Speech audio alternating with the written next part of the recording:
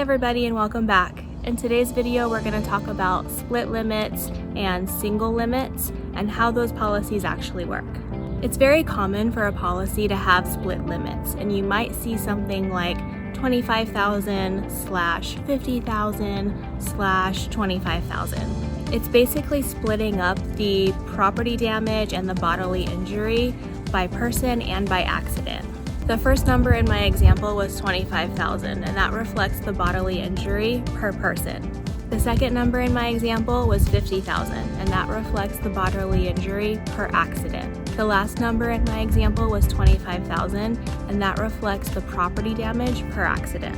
So for example, if you're in an accident, your insurance company will pay out $25,000 for bodily injury per person, but a cap of $50,000 per accident, and then a cap of $25,000 for property damage per accident.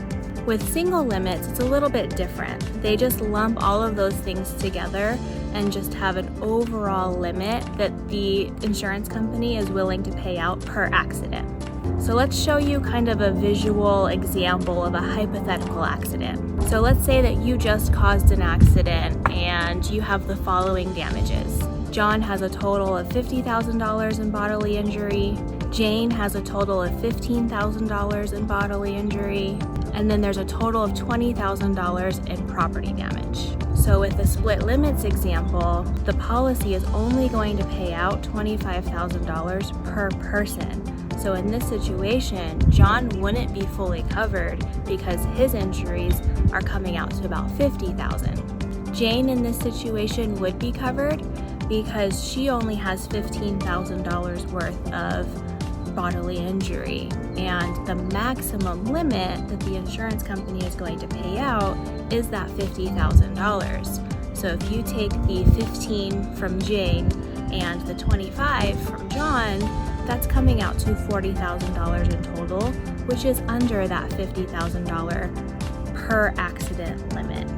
The property damage in this example would also be covered because it's also under the $25,000 limit at $20,000. So let's say you have a single limit policy, and that single limit is $100,000. So in this situation, and how that would work with the single limit is you would just add up all of those totals to see if the amount is covered.